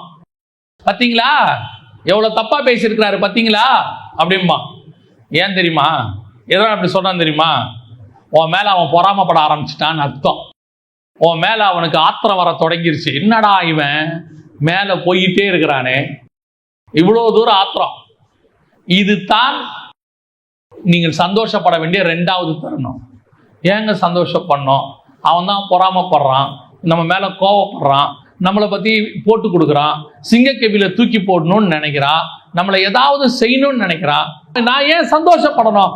அவன் பொறாமப்படும் போது நீ சந்தோஷப்பட்டு களி கூறுங்கள். உங்கள் மேல் பொய்யாய் சொன்னால் நீங்க என்ன பண்ணுங்க? சந்தோஷப்பட்டு களி கூறுங்கள். ஏன் களி கூறுங்கள்? வசனம் சொல்லுது, சீஷர்கள் சந்தோஷத்தினாலும் பரிசுத்த ஆவியினாலும் நிரப்பப்பட்டார்கள். ஏன்? உன்னை ஒருத்த பொறாமப்பட்டு நீ ஒழியணும்னு நினைக்க ஆரம்பிச்சிட்டா கர்த்தர் உன்னை உயர்த்த தொடங்கிட்டார்னு அர்த்தம். கர்த்தர் உன்னை உயர்த்த தொடங்கின தான் அவனுக்கு பொறாமையே வருது. நீ கொஞ்சம் நல்லா பாடு, உன் மேல பொறாம வந்துடும். நீங்க ஒண்ணு வீட்டுல நீங்க கொஞ்சம் நல்லா சமைச்சு பாருங்க, கூட இருக்கிற இன்னொரு ஆளுக்கு பொறாம வந்துடும். என்ன இவங்க தான் ரொம்ப நல்லா சமைக்கிற மாதிரி. என்ன காரணம்? நீங்க நல்லது செய்ய தொடங்கிட்டீங்கன்னு அர்த்தம். பரலோகம் உங்களை பார்க்க தொடங்கிருச்சுன்னு அர்த்தம். நாம நல்லது செய்து தீங்கு அனுபவிக்கிறோம்னா நம்ம மேல ஒரு குரூப் பொறாமப்பட ஆரம்பிக்குது, பரலோகம் நம்மளை ஆசீர்வதிக்க தொடங்கிருச்சுன்னு அர்த்தம். இதுதான் இன்னைக்கு நடக்குது. இன்னைக்கு பூமியில இருக்கிற மிக முக்கியமான விஷயம் அதான். அவனும் நல்லது செய்ய மாட்டான், நாம நல்லது செஞ்சாலும் பொறாமப்படுவான். நம்மளை எப்படியாவது கவுக்கணும்னு நினைப்பான், நம்மளை எப்படியாவது கீழே தள்ளணும்னு நினைப்பான், சிங்கக்கவில தூக்கி போடணும்னு நினைப்பான். ஆனா ஒண்ணு மட்டும் நிச்சயம், தேவன் நம்மளை உயர்த்தி மேலே உட்கார வைக்க போகிறார். அதை நினைச்சு நீங்க சந்தோஷப்பட்டு களி கூறணும். என்ன என் சகோதரர்கள் குழியில போட்டாலும் சரி, நான் எங்க அப்பாவுக்கிட்ட ரொம்ப நெருக்கமா இருக்கிறேன்னு என் கூட பிறந்தவனுங்களுக்கெல்லாம் வெறுப்பு. அதனால என்ன பண்ணாங்க? பொறாமையில எங்க அப்பா எனக்கு தனி ட்ரெஸ் தைச்சு கொடுத்தாருன்னு கோவத்துல என்னை அடிச்சு குழியில போட்டாங்க. இவனுங்க பொறாமப்பட்ட உடனே எனக்கு இவங்க மேல கோபம் வர்றது இயல்பு, ஆனா எனக்கு வராது. ஏன்? இவன் பொறாமப்படுறானா பரலோகம் என்னை உயர்த்த தொடங்கிருச்சுன்னு அர்த்தம். நான் எகிப்துக்கு போக போறேன், பிரதமர் ஆகிறதுக்கான வாய்ப்பு நெருங்கிருச்சுன்னு அர்த்தம். நான் அந்த ரூட்டில் அந்த அழைப்புக்குள்ள வந்துட்டேன்னு அர்த்தம். அவன் துரத்தி விட்டா தான் நான் எகிப்துக்கு போக முடியும். நான் எகிப்துக்கு போனா தான் பிரதமராக மாற முடியும். அப்ப அதுக்கு இவன் பொறாமப்பட வேண்டியது என்னவா இருக்குது? அப்ப நான் எதுக்கு சந்தோஷப்பட்டு களி கூறணும் தெரியுமா? நீ பொறாமப்படு, நான் என் ஊழியத்தின் மேலே போக போகிறேன்னு அர்த்தம். நான் அடுத்த அழைப்புக்கு போக போறேன்னு அர்த்தம். எனக்கு கர்த்தர் வச்சிருக்கிற அடுத்த நிலையை நான் அடைய போகிறேன். ஏன்னா இந்த நிலைமையில நீ பொறாமப்பட்டினா தான் அதை பார்க்கிற தேவன் நினைப்பாரு, ஆரம்பிச்சிட்டியா, சரி இன்னும் கொஞ்சம் பொறாமப்படுத்துவோம், இன்னும் கொஞ்சம் வயிறை எரிய விடுவோம். அவன் கண்ணுக்கு முன்னாடி உங்களுக்கு ப்ரமோஷன் வந்துடும். அவன் நினைப்பான், என்னடா இவன் ப்ரொமோஷன் மேல ப்ரொமோஷன் வாங்குறான், எதுக்கும் நம்ம போய் மேனேஜர் கிட்ட போட்டு கொடுப்போமா, சான்ஸ் கிடைக்குமான்னு பார்த்துக்கிட்டே இருப்பான். ஒரு நாள் அவன் ஆபீஸுக்கு வரணும் பார்த்தா நீங்களே மேனேஜரா இருப்பீங்க. இவனை ஒழிச்சு கட்டலான்னு பார்த்தா இவன் மேல வந்துட்டே இருக்கிறானே. ஆமா, நீ பொறாம பட பட தேவன் அவனை உயர்த்துவார். தாவீது வர வர பலத்தான், கர்த்தர் பலப்படுத்தி கொண்டே போவார். இதை நினைச்சுதான் நீங்க என்ன பண்ணணும்? சந்தோஷப்படணும். சில நேரம் ஒரு ஊழியக்காரர் எனக்கு சொல்லி கொடுத்தார், உபத்திரவப்படுத்தும் போது ஒரு சிலர்லாம் சேர்ந்து உபத்திரவப்படுத்தினாங்க. அதாவது சில காரியங்கள் பேசினாங்க. அப்போ அந்த ஊழியக்காரர் என்கிட்ட சொன்னார், நல்ல வயசான ஊழியக்காரா, 70 வயசுக்கு மேல உள்ளவர். அவர் என்கிட்ட ஒரு வார்த்தை சொன்னார், பிரதர் அவங்க பேசினா சந்தோஷப்படுங்க பிரதர் அப்படின்னாரு.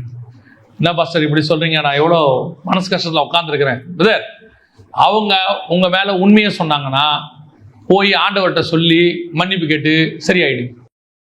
பொய் சொல்றாங்களா, சந்தோஷப்படுங்க. ஏன், அவங்க சொன்ன பொய்க்காக கர்த்தர் உங்களை உயர்த்துவார். ஒரு பெரிய ஊழியர் சொல்லி கொடுத்தாரு. எனக்கு அப்பதான் புரிஞ்சிச்சு, எந்த ஒரு விஷயத்தையும் கர்த்தர் நன்மைக்கு எதுவாய் தான் நடத்துகிறார். அவங்க பல தீமை நிந்தை மொழிகள் உண்மையில் பொய்யாய் சொன்னால் களி கூறுங்கள். ஏன், உன்னை உயர்த்துகிற காலம் வந்துருச்சுன்னு அர்த்தம். உன்னை பொறாமைப்படுகிறவன் உன் எதிரில் வந்து நிக்கிறானா, அவனை பார்த்து நீங்க வெறுப்பாக கூடாது, அவன் மேல கோவப்படக்கூடாது. நம்மளை உயர்த்துறதுக்கு கர்த்தர் யூஸ் பண்ற டூல் வந்து நின்றுச்சுன்னு அர்த்தம். நாம உயர்த்தப்படுறதுக்கு வாய் கட்டின சிங்கத்தை கர்த்தர் கொண்டாந்துட்டாருன்னு அர்த்தம். இந்த சிங்க கெபி கிட்ட போனா தான் நான் ராஜாவுக்கு பிரியமாய் மாற முடியும். ஸோ இதை நான் ரெடி பண்ணணும். இது என் வாழ்க்கையில ஒரு பார்ட். பொறாமப்படுறான், வருவான், திட்டுவான், கத்துவான், எல்லாம் செய்வான். நான் மட்டும் அப்படியே பார்த்துக்கிட்டே நிக்கணும். ஏன், இவ்வளோ நாள் ஆயிருக்கு நீ என்னை உயர்த்த வர்றதுக்கு, எங்க போயிருந்த இத்தனை நாள் நினைச்சுக்கணும். ஓ நீ இப்பதான் வந்திருக்கிறியா, நீ வந்தா தானே நான் மேல போக முடியும், ஏன் இவ்வளவு லேட்டா வந்த அப்படின்னு நினைச்சுக்கணும். மனசுல சந்தோஷப்பட்டு என்ன செய்யுங்கள், களி கூறுங்கள். ஏன், என்னுடைய அடுத்த உயர்வு வரப்போகுதுன்னு அர்த்தம். அப்போஸ்தலர்களுக்கு நல்லா தெரிஞ்சிருச்சு. அவன் சொல்றான், இப்ப என்ன பண்ண போற, பொறாமப்பட்டு உன்னை ஊரை விட்டு விரட்ட போறேன். நான் என்ன பண்ண போறேன் தெரியுமா, நீ என்ன பண்ண போற? அந்த வசனம் வாசிங்க, 51 வாசிங்க. இவர்கள் தங்கள் கால்களில் படிந்த தூசியை அவர்களுக்கு எதிராக உதறி போட்டு இக்கோனியா பட்டணத்துக்கு போனார்கள். என்ன பண்ண போற, துரத்த போற. நீ என்ன துரத்தது, நானே போறேன். ஏன், நீ பொறாமப்பட்டல, இப்ப எப்படி உயர்றன்னு மட்டும் நீ பாரு. வசனம் சொல்லுது, சந்தோஷத்தினாலும் பரிசுத்த ஆவியினாலும் நிரப்பப்பட்டார்கள். அதான் அவன் என்ன நம்மள விரட்டுறது. ஒண்ணு மட்டும் மனசுல வச்சுக்கொள்ளுங்க, உங்களையும் என்னையும் விரட்டவோ துரத்தவோ சரியா எதுவுமே கர்த்தர் எவங்கிட்டயும் அனுமதி கொடுக்கல. கர்த்தருடைய கரத்தில் நாம் இருக்கிறோம். கர்த்தர் சொல்லாம எதுவும் நடக்கவே நடக்காது. ஒருத்தன் நம்மளை விரட்ட வரான், துரத்த வரான், இப்ப இருக்கக்கூடாது காலி பண்ணுங்கிறானா, கர்த்தர் ஒண்ணு நம்மளை உயர்த்த போறாருன்னு அர்த்தம், இல்ல அவனை ரட்சிக்க போறாருன்னு அர்த்தம். ரெண்டுல ஏதாவது ஒண்ணு நடக்க போகுதுன்னு அர்த்தம். உங்களை என்னையும் வந்து வீம்பா பேசி அதை பண்ணி இதை பண்ணி நீ உடனே இங்க இருக்க கூடாது, அடுத்த ஒரு வாரம் தான் அவனுக்கு டைம் அப்படின்பா. அந்த ஒரு வாரம் தான் அவனுக்கு டைம், ரட்சிக்கப்படுறதுக்கு அவனுக்கு அந்த ஒரு வாரம் டைம் இல்லையா. அடுத்த ஒரு வாரத்துல நாம் உயர்த்தப்படுகிற காலம் வருகிறது. ஒரு நாளும் கர்த்தர் யார் கையிலையும் உங்களை என்னையும் கொடுக்கறது இல்லை. ஏன் தெரியுமா, நீங்களும் நானும் விசேஷித்தவர்கள், அவரால் அபிஷேகம் பண்ணப்பட்டவர்கள், வேறு பிரிக்கப்பட்டவர்கள். இன்னொருத்த கையில கண்டிப்பா என்ன செய்ய மாட்டாரு, கொடுக்க மாட்டாரு. அந்த உயர்த்துகிற நேரம் அது ஒரு வாரம். அவன் சொல்ற டைமே அவனுக்கே. ஏசபேல் சொன்னாங்க, நாளைக்கு இந்நேரம் தலை வாங்கப்படும். தலை இருந்துச்சா இல்லையா, எலியா கிட்ட இருந்துச்சா இல்லையா? தலை அங்கேதான் இருந்துச்சு, ஒன்னும் ஆகல. எலியாவை கொல்லுவேன்னு சொன்னவன் செத்து போனான். எலியா கடைசி வரைக்கும் சாகவே இல்லை. அவ்வளவுதான். அவங்க சொல்லுவாங்க, அந்த டைமை கர்த்தர் அவங்களுக்கு ஃபிக்ஸ் பண்ணுவார். நம்மளையோ கர்த்தர் உயர்த்தி மேலே கொண்டு போக போறார். அல்லேலூயா. இன்னும் ஒரு காரியம், அப்போஸ்தலர்கள் எதற்கு சந்தோஷப்பட்டாங்க வாசிங்க. அப்போஸ்தலர் 20ஆம் அதிகாரம் 24வது வசனத்தை வாசிங்க. ஆகிலும் அவைகளில் ஒன்றையும் குறித்து கவலைப்படேன், என் பிராணனையும் நான் அருமையாக எண்ணேன். என் ஓட்டத்தை சந்தோஷத்தோடே முடிக்கவும் தேவனுடைய கிருபையின் சுவிசேஷத்தை பிரசங்கம் பண்ணும்படிக்கு நான் கர்த்தராகிய இயேசுவினிடத்தில் பெற்ற ஊழியத்தை நிறைவேற்றவுமே விரும்புகிறேன். இதான் ஃபைனல். ஒண்ணு, அவன் அவமானப்படுத்துவான், நிந்திப்பான், எல்லாம் செய்வான். 2, அடிப்பான், உதப்பான், துரத்துவான். இது 2, நான் 2 விஷயத்திலையும் சந்தோஷப்பட்டுருவேன். அவன் சொல்றான், 2 விஷயத்திலையும் நான் சந்தோஷப்பட்டேன். நீங்க என்ன வேணா பண்ணிட்டு போங்க, நான் சந்தோஷமா தான் இருப்பேன். ஏன், இது 2த்துக்கு பின்னாடி எனக்கு என்ன ஆசீர்வாதம் இருக்குன்னு எனக்கு தெரியும். ஆனா இது அது எல்லாத்த விட எக்ஸ்ட்ரீம் லெவல். அவன் சொல்றான், நான் ஒன்றையும் குறித்து கவலைப்படேன், என் பிராணனையும் அருமையாக எண்ணேன், என் ஓட்டத்தை சந்தோஷத்தோடு கூட முடிக்கவும். எத்தனை பேருக்கு ஓட்டத்தை முடிக்க சந்தோஷமா இருக்கீங்க? அவன் சொல்றான், என் ஓட்டத்தை நான் எப்படி முடிக்க விரும்புகிறேன், சந்தோஷத்தோடு கூட முடிக்க விரும்புகிறேன். புதிய ஏற்பாட்டில் இருக்கிறதுலயே எக்ஸ்ட்ரீம் சந்தோஷம் என்ன தெரியுமா, பூமியை விட்டு கடந்து போகுது. யாருக்குமே அது புரியவே மாட்டேங்குது. இப்ப இந்த பழைய ஏற்பாட்டினுடைய நியாயப்பிரமாண உபதேசத்தை வைத்துக்கொண்டு புதிய ஏற்பாட்டில் அவர்கள் இந்த ஜீவனை வேற மாதிரி பார்க்கறாங்க. நான் சொல்றது உங்களுக்கு புரியும் நினைக்கிறேன், கவனிங்க. பழைய ஏற்பாட்டில் எப்ப மரிச்சாலும் அவங்க பாதாளத்துக்கு போக வேண்டி இருந்தது. காரணம் என்னன்னா, இயேசு மரணத்தை ஜெயமாய் விழுங்கவில்லை. அவர் வந்து மரணத்தை ஜெயமாய் விழுங்கினாதான் எங்க போக முடியும்? பரதீசிக்கு போக முடியும். அது வரைக்கும் அவங்க எங்க தான் போனோம்? பாதாளத்துக்கு தான் போனோம். ஆனா என்ன, அந்த பாதாளத்துல 2 இடம் இருக்கு, தாழ்ந்த பாதாளம், மேல் பாதாளம்னு. இந்த இவங்களுக்கெல்லாம் மேல் பாதாளம் இருந்துச்சு. தாழ்ந்த பாதாளத்துக்கு போக வேண்டாம். ஆனா மேல் பாதாளமும் பரதேசி மாதிரி கிடையாது. மேல் பாதாளத்துல உட்கார்ந்து ஆபிரகாம் இருந்தார்னா, தாழ்ந்த பாதாளத்துல இருந்து ஐஸ்வர்யவான் பேசிக்கிட்டு இருப்பான். ஆபிரகாமே, என் தகப்பனே, தண்ணி கூட, தொண்டை வரட்டுது, லாசரை விட்டு ஒரு சொட்டு தண்ணி கொடுங்களேன் கேட்டுக்கிட்டு இருப்பான். சோ இது அவங்க காதுல என்ன செய்யும்? விழுந்துகிட்டே இருக்கும். இப்ப தாவீதுக்கு அப்சலோமுடைய சத்தம் விழும். இப்ப அதே மாதிரி யார் யாரெல்லாம் துன்மார்க்கமா மரிச்சானோ அவன் சத்தம்லாம் அங்க மேல இருக்கிற சொந்தக்காரனுக்கு விழும். மேல் பாதாளத்துக்கும் தாழ்ந்த பாதாளத்துக்கும் வித்தியாசம். அவனுக்கு உபத்திரம் இல்ல, ஆனா அவனுக்கு இது என்னது? ஒரு விதமான வேதனை. ஆனா பரதீசில அது கிடையாது. அது ஆவிகள் இளைப்பாறுகிற இடம், ரெஸ்ட் இன் பீஸ் அப்படின்னு நம்ம சொல்றோம். சோ அதனால பழைய ஏற்பாட்டு பரிசுத்தவான்கள் பூமியில எவ்வளவு காலம் இருக்கிறோமோ அது ஆசீர்வாதமா நினைச்சாங்க. ஏன்னா பாதாளத்தை விட எது பெஸ்ட் பிளேஸ்? பூமி பெஸ்ட் பிளேஸ். அதனாலதான் நீடித்த ஆயுசை ஒரு ஆசீர்வாதமா சொல்லப்பட்டது.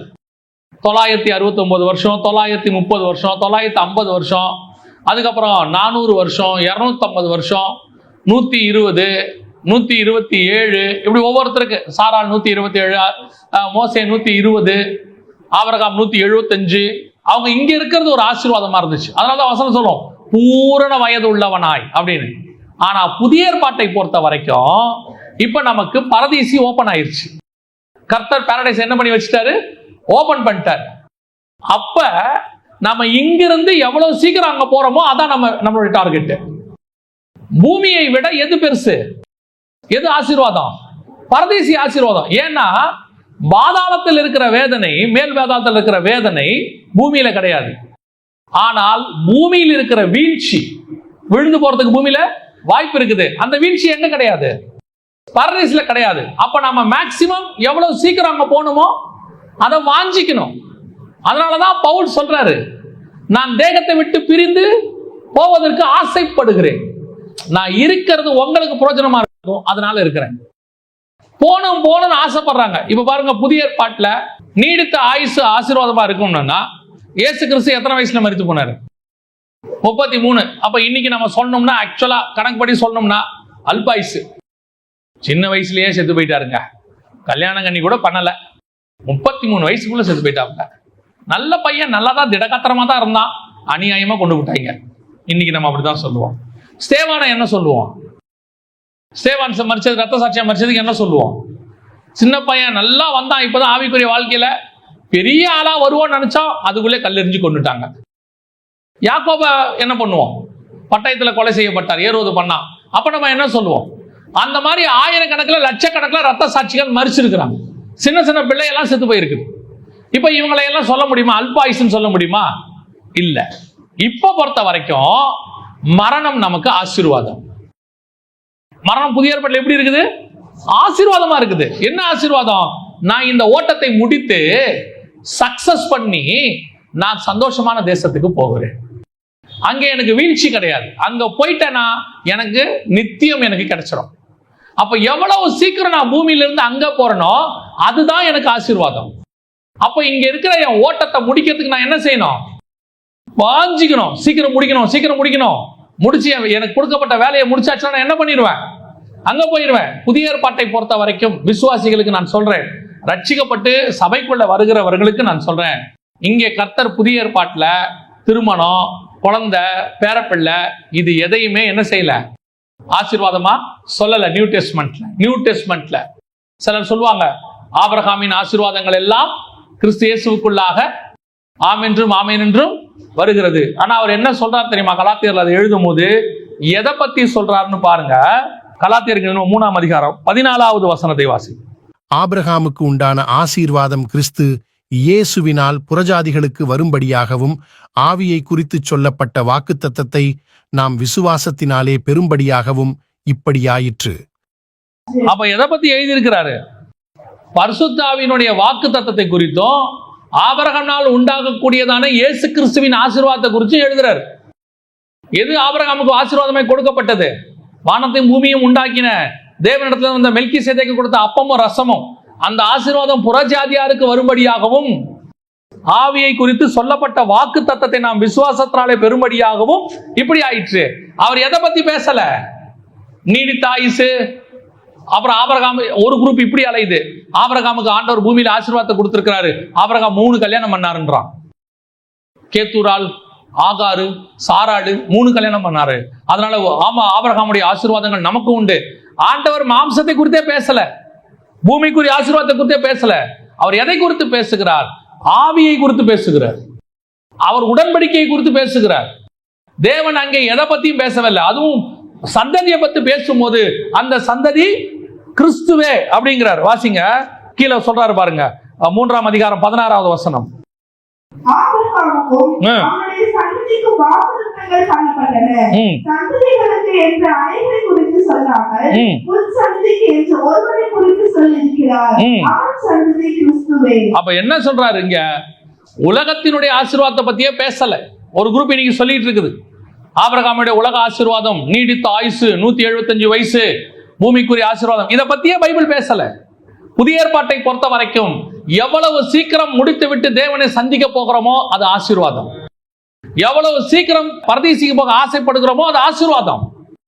இதுலதான் அவன் சந்தோஷமா சொல்றான், ஓட்டத்தை சந்தோஷத்தோடு கூட முடித்து. என்ன அற்புதமான வார்த்தை பாருங்க. அவன் எந்த வார்த்தையை சொல்றான்?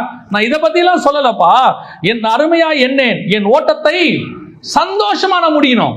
எனக்கு ஒரு வேலை கொடுத்தார் ஆண்டவரு, நான் முடிச்சிட்டேன். இல்லப்பா வயசு 45 தானே ஆகுது, 45 வரைக்கும் இருந்திருக்கிறேன், போதும், பிரைஸ் தி லார்ட். என்னாச்சு? வேலை முடிஞ்சிடுச்சு. சொல்ல வேண்டிய சுவிசேஷம் சொல்லியாச்சு, பண்ண வேண்டிய ஊழியத்தை பண்ணியாச்சு, எழுத வேண்டிய நிருபத்தை எழுதியாச்சு. இனி என்ன பண்ண போறேன்? கிளம்பலாம். என்னப்பா பேர பிள்ளையெல்லாம் பார்க்க வேண்டாமா? எதை வாஞ்சிக்கிறேன்? ஓட்டத்தை முடிக்க, சந்தோஷமாய் முடிக்க வாஞ்சிக்கிறேன். I want to finish my work. அதுதாங்க சந்தோஷம். இன்னைக்கு அது அப்போஸ்தலர்களுக்கு நல்லா தெரியுது.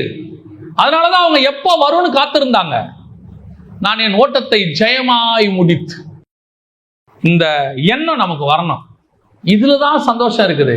நீங்க இந்த பூமியில ஒவ்வொரு நாள் இருக்கிற சந்தோஷத்தை விட பரலோகத்தில் இருக்கிற ஒவ்வொரு நாளும் சந்தோஷம். இப்படி வச்சுக்கோங்க, எது சந்தோஷம்? பூமியில மனைவி, பிள்ளைகள், குடும்பம், வேலை, வெட்டி, டெய்லி ஆபீஸ் போக வர, டிராபிக், தூசி, இந்த பிரச்சனை, இதோடு கூட இருக்கிறது சந்தோஷமா? பரதீசில மரித்து போன பரிசுத்தவான்கள் அத்தனை பேரோடு கூட, இயேசுவோடு கூட நித்தியத்தில் இருக்கிறது சந்தோஷமா? யோசிச்சு பாருங்க, எது சந்தோஷம்னு. ஒரு சிலருக்கு இதுதான் சந்தோஷமா தெரியுது, பூமி தான், இதை பத்தி தான் அவன் பேசுறான், இதைத்தான் விரும்புறான். காரணம், அவனுக்கு இன்னும் உண்மையான சந்தோஷம் எதுவென்று தெரியவில்லை. ஆண்டவர் சொல்றாரு, பரலோகத்திலே உனக்கு சந்தோஷம் உண்டு. இப்போ 3 வகையான மக்களை பார்த்தோம். 3 வகையான மக்களை நாம் பார்த்தோம். ஒன்று, கிறிஸ்துவின் நிமித்தம் அவமானப்பட, கிறிஸ்துவின் நிமித்தம் நிந்தையை அனுபவிக்க. 2, கிறிஸ்துவின் நிமித்தம் துரத்தப்பட, வாழ விடாம பொறாமை கூடுகிற கூட்டம். உன்னை வாழவே விட மாட்டாங்க. ஒரு இடத்துல நீங்க போய் பாருங்க, வாசித்து பாருங்க, எங்கெங்கெல்லாம் பவுல் போறானோ பின்னாடி போயிட்டே இருப்பாங்க. ஒரு இடத்துல கூட அவனை வாழ விட மாட்டாங்க, ஊழியம் பண்ண விடவே மாட்டாங்க. என் மனசை பாதிச்ச ஒரு விஷயம், ஒரு மனுஷன் தன் மனைவி பிள்ளைகளோட ரோட்ல கடை போட்டு, வண்டி கடை போடுவாங்க தெரியுமா, ரோட்ல வண்டி போட்டு அவர் என்ன பண்ணிட்டு இருந்தாரு, அன்றாடம் அவர் சாப்பாட்டுக்கு சம்பாரிச்சுக்கிட்டு இருந்தார். நல்ல மனுஷன். நான் அங்க போய் சாப்பிடுவேன் அந்த வண்டி கடையில. அவரு குடும்பமா உழைப்பாங்க, அந்த பிள்ளைகள் வரைக்கும் எல்லாரும் உழைப்பாங்க. அவர் எல்லாம் எடுத்து கொடுப்பாரு. அந்த சகோதரி கூட நின்று ஹெல்ப் பண்ணுவாங்க. அந்த பசங்க தட்டு கழுவுவாங்க. ரொம்ப குடும்பமா வேலை செய்வாங்க. நல்லா சம்பாதிச்சாங்க, சந்தோஷமா இருந்தாங்க. ஒரு 2-3 வருஷம் திடீர்னு அந்த கார்னர் பில்டிங்ல ஒரு பெரிய ஹோட்டல்காரன் இடம் வாங்கினான். இடத்த வாங்கி அவன் என்ன பண்ணா, அப்படியே அந்த ஹோட்டலை பெருசா கட்டி, ரெஸ்டாரண்ட், நான் பேர் சொல்ல விரும்பல, பெரிய ரெஸ்டாரண்ட் போட்டான். அவன் ரெஸ்டாரண்ட் போடுறான். இவர் வண்டி கடையில கூட்டம் முக்கியது, ஏன்னா டேஸ்டா இருக்கும். கூட்டம் முக்கியது, அவன் ரெஸ்டாரண்ட்ல ஆள் இல்லை. அவன் என்ன பண்ணான் தெரியுமா, இந்த மனுஷனை போலீஸை வச்சு ரோட்ல கடை போட்டிருக்கன்னு சொல்லி காசு கொடுத்து அந்த கடையே காலி பண்ணிட்டான். அந்த இடத்துல நிக்காதானே. அவர் வேற இடத்துல போய் கடை போட்டிருப்பாரு, எங்க போட்டார் தெரியல, அதுக்கப்புறம் அவரை பார்க்க முடியல. நான் என்ன நினைக்கிறேன், தான் வாழ்வதற்கு இன்னொருத்தனுடைய வாழ்க்கையை அழிக்கிற கூட்டம். நீ என்ன பண்ணணும், அந்த வட்டி கடையில கூட்டம் வருதா, அதை விட ரெஸ்டாரண்ட்ல டேஸ்டா போட்டிருந்தீங்கன்னா ஆட்டோமேட்டிக்கா ஜனங்க எங்க வந்துட போறாங்க, ரெஸ்டாரண்ட்டுக்கு வர போறாங்க. முன்னால அவனை நேரடியா என்ன பண்ண முடியல, மோதி பார்க்க முடியல, ஜெயிக்க முடியல. அதுக்கு நீ என்ன பண்ற, தந்திரமா அவனை தூக்கிட்ட. அந்த மாதிரி ஒரு கூட்டம் ஆவிக்குரிய வாழ்க்கையில் இருக்கும், உன் கூடவே இருக்கும்.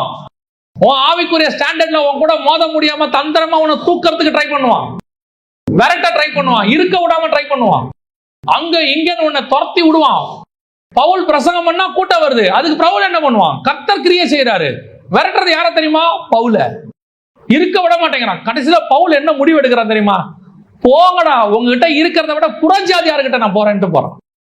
உங்ககிட்ட எல்லாம் வாழ்றதை விட எங்க போயிடலாம், புறஜாதியார்கிட்ட போயிடலாம்.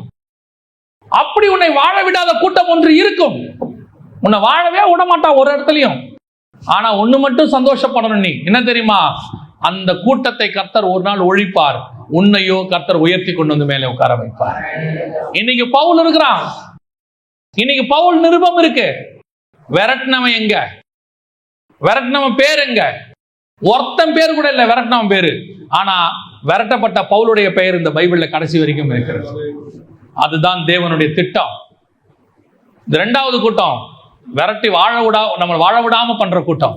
கடைசியாக அவன் சொல்றான், செத்தாலும் பரவாயில்ல விடுங்கடா, நான் சந்தோஷமா சாவறேன், அவ்வளவுதானே, நான் சந்தோஷமா தான் சாவறேன், நான் சாகிறதுல எனக்கு எந்த வேதனையும் இல்லைங்கிறான். அவன் சொல்றான், ஓட்டத்தை ஜெயமாய் முடித்து சந்தோஷமாய் முடித்து.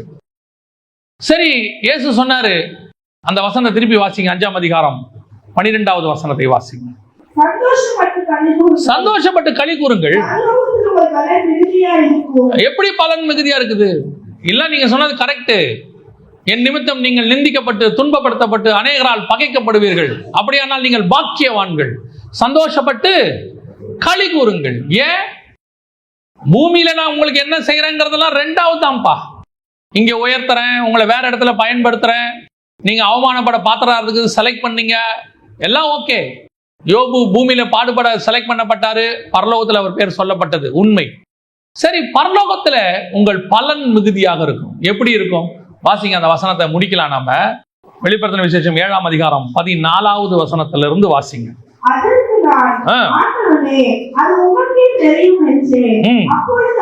அவன் மிகுந்த உபத்திரவத்திலிருந்து வந்தவர்கள்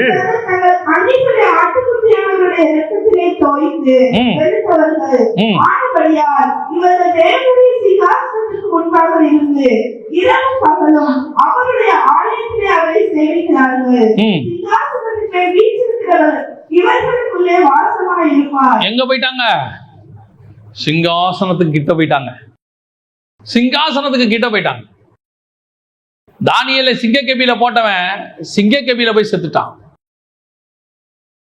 தாவீதை விரட்டின சவுலு தலையை வெட்டி சாவடிச்சிட்டான்.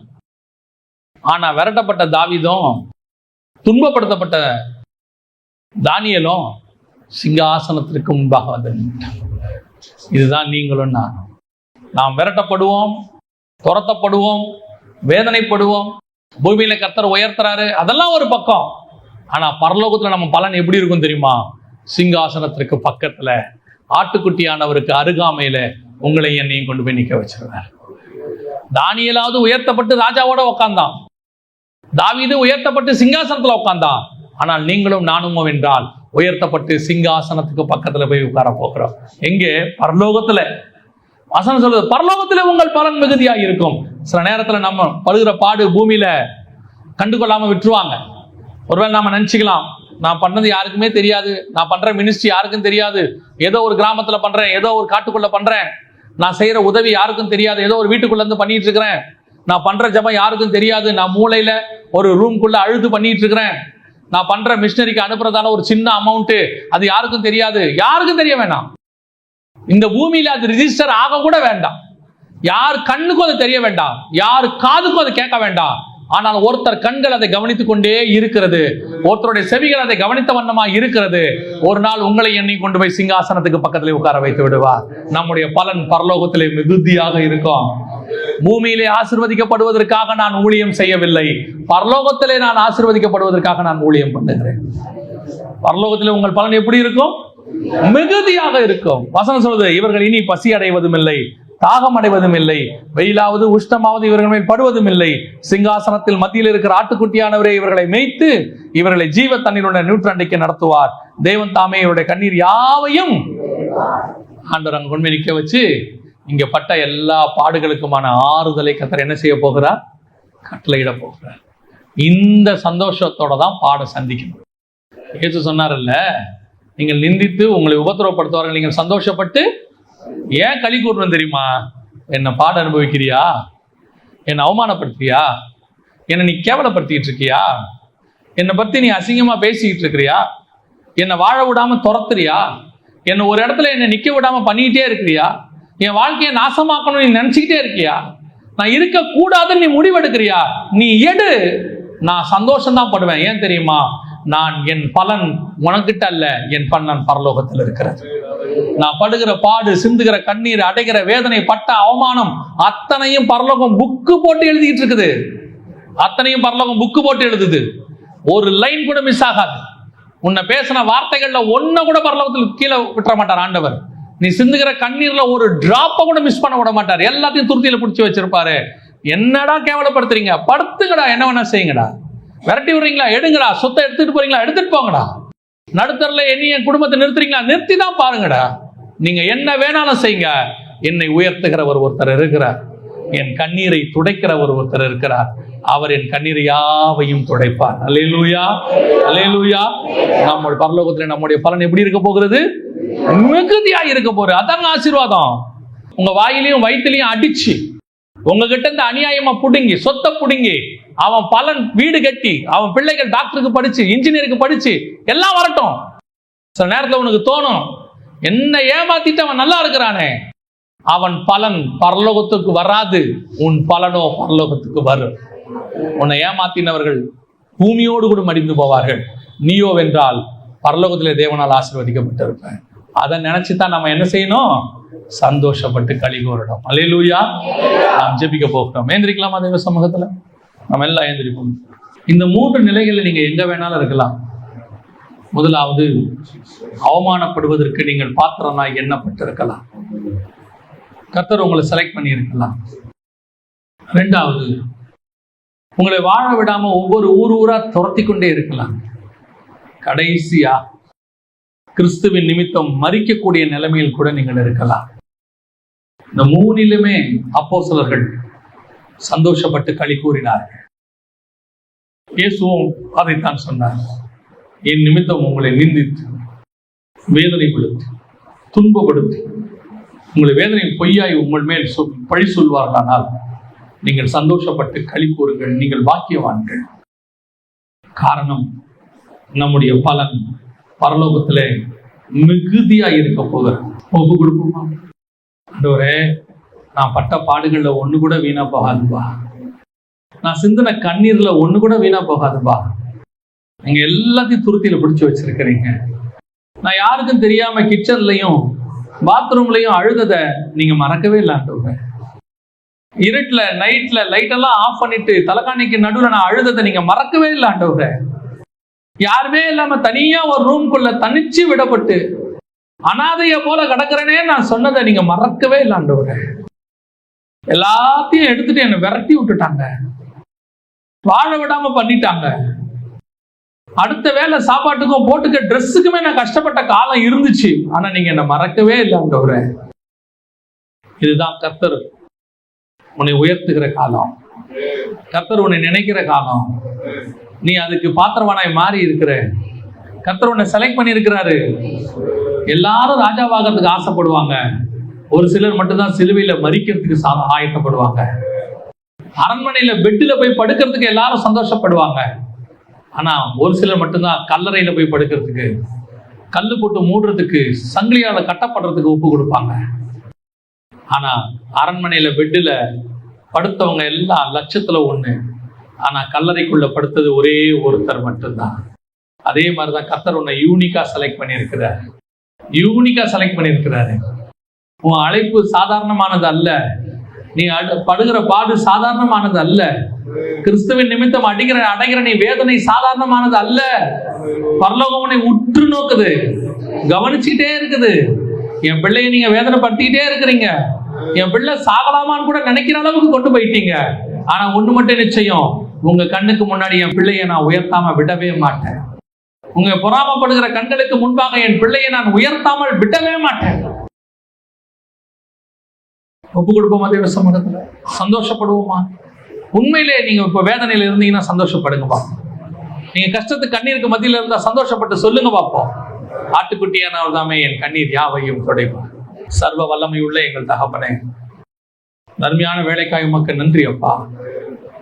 எத்தனை பேர் அவமானப்பட பாத்திரவனா எண்ணப்பட்டார்களோ, அவமானப்பட்டு கொண்டிருக்கிறார்களோ, எத்தனை பேர் துரத்தப்பட்ட நிலைமையில் இருக்கிறார்களோ, ஓடிக்கொண்டிருக்கிறார்களோ, எத்தனை பேர் மரிக்கும் தருவாயில உமக்கென்று மரிக்கவும் தயாராயிருக்கிறார்களோ, அப்படிப்பட்டவர்களுக்கு எல்லாம் ஆண்டவரே நீர் பரலோகத்திலே மிகுதியாய் பலன் வைப்பதற்காய் ஸ்தோத்திரம்.